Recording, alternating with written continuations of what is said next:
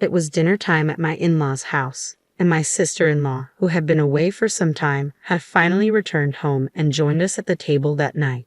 The food was set out in front of us, and I observed as my mother-in-law, father-in-law, and sister-in-law picked up their utensils and savored the meal.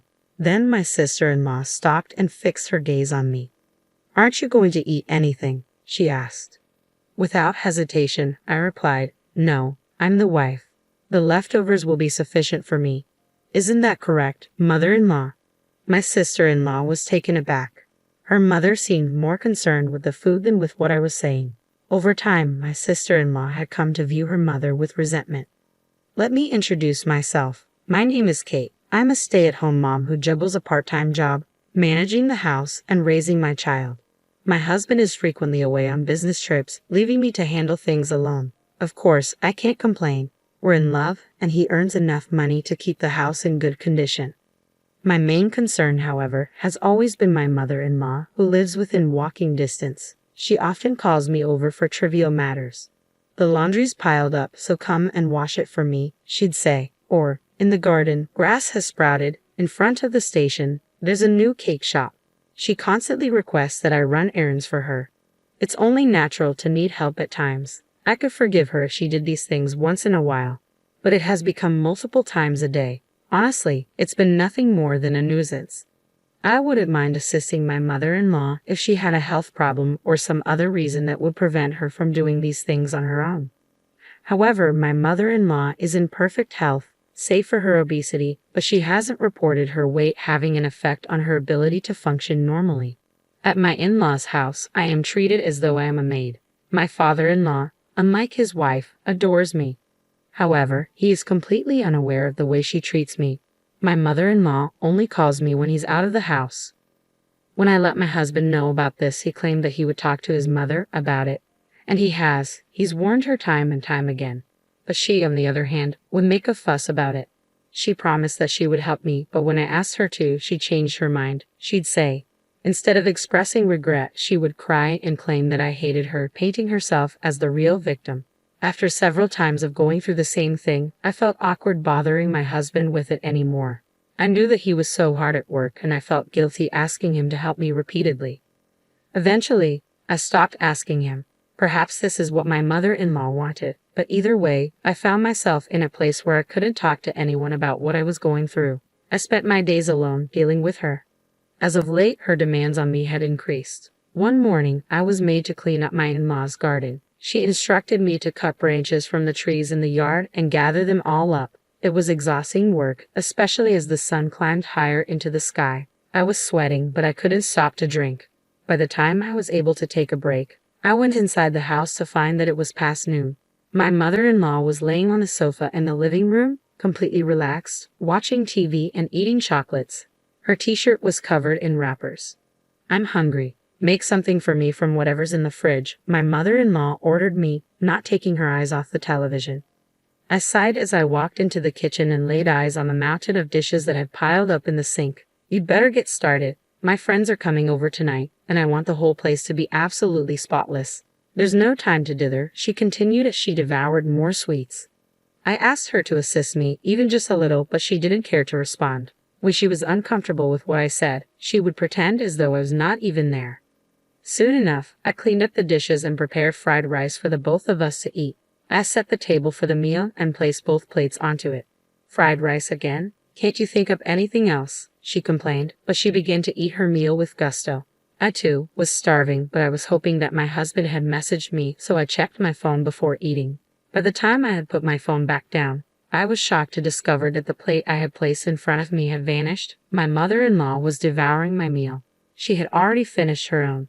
"That is my food, ma'am," I said aloud. By this point, however, my mother-in-law had already consumed more than half of it. "I'm still hungry. It's your fault that you only cooked a small amount of food. You're just the wife, after all. You'd think that you'd make more, considering you know the wife eats after the rest of the family's finished. But no, you don't even comprehend that," my mother-in-law retorted, quickly devouring the remaining fried rice without waiting for me to respond. There was nothing left. No rice, no vegetables, no meat, nothing at all. "Now start cleaning up," my mother-in-law said. "My friends will be here soon." With that, she got up and marched back to the sofa, opening a bag of chips with a loud tear, spilling pale yellow crumbs onto the rug beneath her. I vacuumed the floor silently, imagining the vacuum cleaner as my mother-in-law, sucking up every bit of food and every last ounce of my dignity into a cyclone until nothing was left behind. I tried my best to leave my hunger with water as I cleaned up, as I had been asked, but the thought was clear in my mind. I swore to myself that I would never help my mother-in-law again, no matter how much she would beg and plead. If she wanted a maid whom she could command not to eat, she could try and pay for one. As for me, I couldn't do it any longer. I would not return to help her. Or so I thought. Things changed dramatically soon after that day. My father-in-law had passed out of work, and in order for him to recover, he needed nursing care. Unlike his wife, my father-in-law had always been a thoughtful and caring man. I'd assumed that you were going to provide us with a grandson. I was foolish to think that you would give us an heir. Absolutely foolish. When I was pregnant with my first child, my mother-in-law would say these things to me, but my father-in-law would chastise her. He silenced her when she complained about our living situation while we were building our own home. He was always concerned about how I was doing and always offered his skills and advice to us when we needed it. When I learned that my father-in-law had fallen ill, I knew I had to act. I put on my coat, determined to offer the same care in return. But the phone rang. It was my mother-in-law. "You wicked wife, when were you going to show up and help me care for my husband? Don't you care at all? How ungrateful."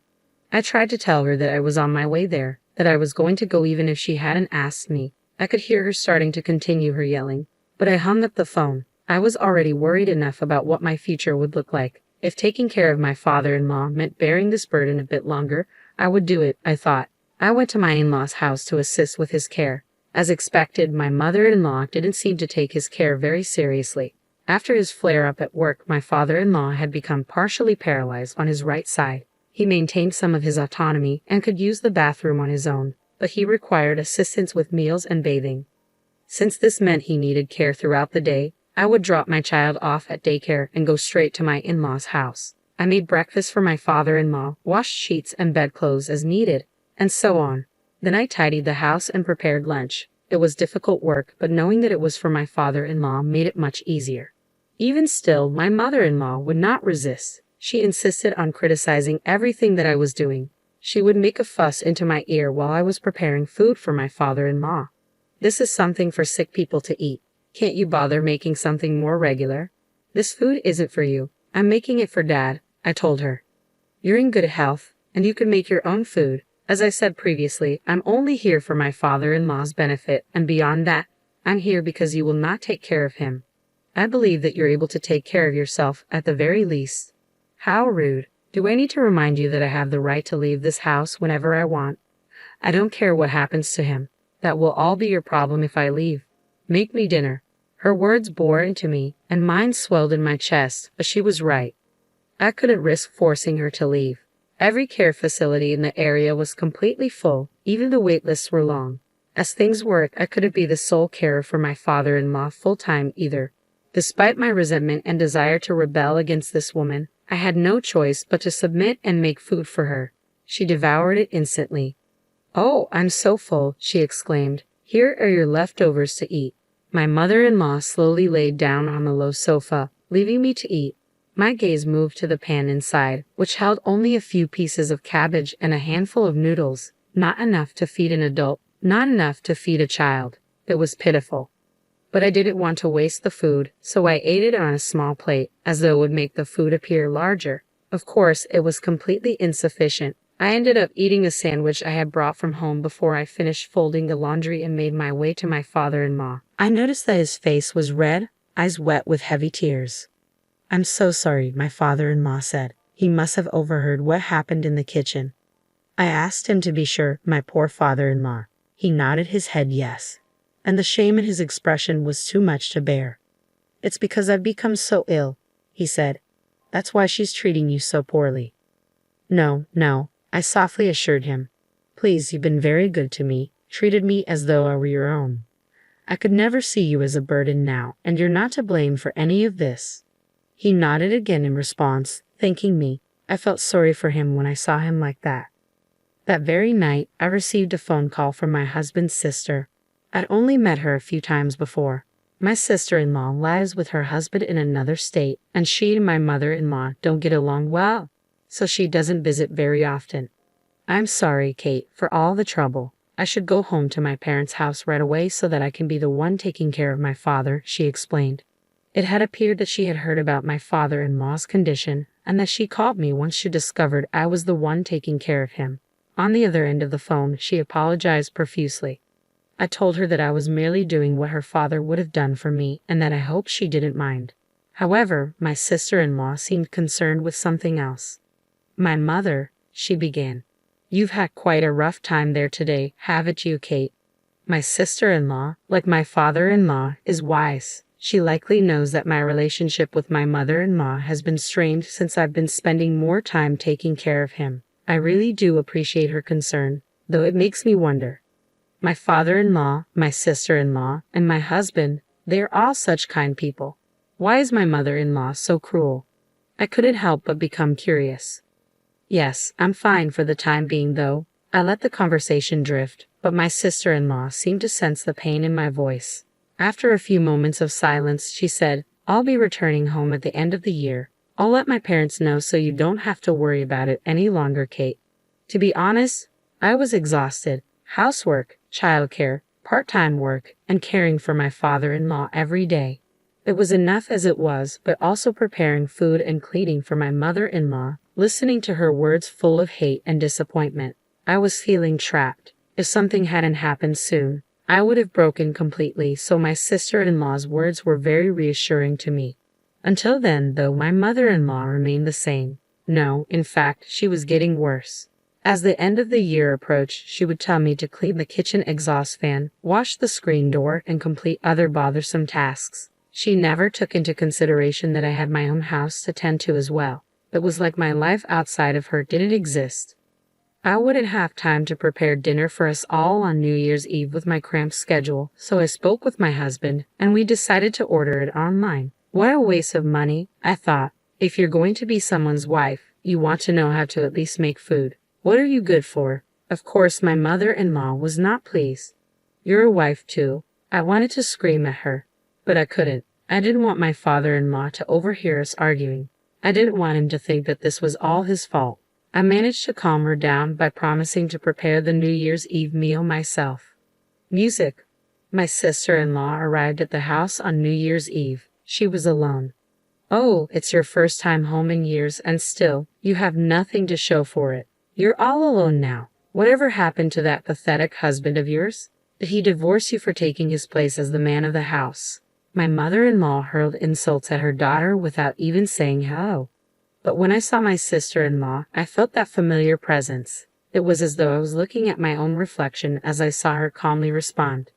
I couldn't bring my beloved husband here with me. I couldn't bear you being as cruel to him as I knew you would be. Anyways, I came home to see my father, not you. After saying this, my sister-in-law quickly departed into my father-in-law's room. At this rate, the New Year's dinner was not going to go very well.